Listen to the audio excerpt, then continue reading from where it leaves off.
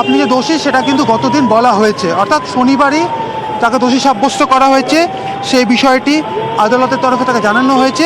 আজ বিচারক আবারও সঞ্জয় রায়কে বলছেন যে সর্বোচ্চ শাস্তি ফাঁসি হতে পারে বা যাবজ্জীবন তার এটা আপনাকে আমি শনিবার জানিয়ে রেখেছিলাম যে 3টি ধারাতে কি বলা হয়েছে, অর্থাৎ 64 নম্বর ধারা, 66 নম্বর ধারা। একেবারে অমিত, আবারও আমাদের দর্শকদের জানিয়ে রাখি কোর্টরুমে এই মুহূর্তে কি চলছে। বিচারক তিনি বলছেন আপনাকে বলেছিলাম দোষ প্রমাণিত, অর্থাৎ তিনি কার কথা বলছেন, তিনি কাকে বলছেন? তিনি বলছেন অভিযুক্ত দোষী সাব্যস্ত সঞ্জয় রায়কে বিচারক বলছেন আপনাকে বলেছিলাম দোষ প্রমাণিত, সর্বোচ্চ শাস্তি ফাঁসি হতে পারে বা যাবজ্জীবন কারাদণ্ড। এবং আবারও আপনাদের জানিয়ে রাখি দর্শকদের, সঞ্জয় রায় আত্মপক্ষ সমর্থন করে সে বলছে আমি কোনোটাই করিনি, ফাঁসানো হচ্ছে, আগাগোড়া বলেছি।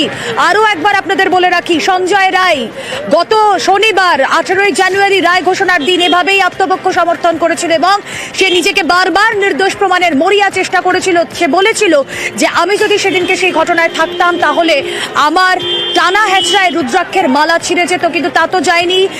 জি হুজুর, আপনিও বুঝতে পারছেন যে আমি নির্দোষ। আজও একইভাবে বেপরোয়া সঞ্জয় রায়, এবং সঞ্জয় রায় সে বলছে বিচারকের সামনে আমি কোনোটাই করিনি, ফাঁসানো হচ্ছে, আগাগোড়া বলেছি, ফাঁসানো হচ্ছে। আবারও রুদ্রাক্ষের মালার প্রসঙ্গ টেনে সে বলছে রুদ্রাক্ষ মালা কি তাহলে নষ্ট হতো না? আগে বলেছি, আজও বলেছি, আমাকে অত্যাচার করা হয়েছে হেফাজতে, এমন কথা আজ বলছেন সঞ্জয় রায়। বিচারকের সামনে এই মুহূর্তে কাজ করায় সঞ্জয় রায়। কি চলছে সেখানে? অমিত রয়েছেন সঙ্গে। অমিত, একেবারে দেখো, রুদ্রাক্ষের প্রসঙ্গ কিন্তু আজকেও এলো এজলাসে। তিনি বিচারক যখন তাকে বললেন যে শনিবার আপনাকে দোষী সাব্যস্ত করা হয়েছে, সেক্ষেত্রে সঞ্জয় রায় আজকে আবারও এজলাসে দাঁড়িয়ে কাঠগড়ে দাঁড়িয়ে বলছে যে আপনাকে আমি আগাগোড়া বলে এসেছি, আমাকে ফাঁসানো হয়েছে, আমি কোনো কিছুই করিনি।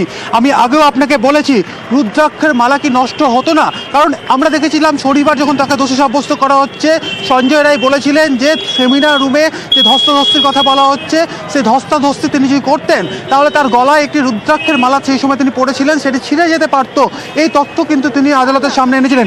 আজকেও একই প্রসঙ্গ তিনি এনেছেন। এছাড়া তিনি বাড়তি যেটা যোগ করেছেন যে আমাকে অত্যাচার করা হয়েছে হেফাজতে থাকাকালীন।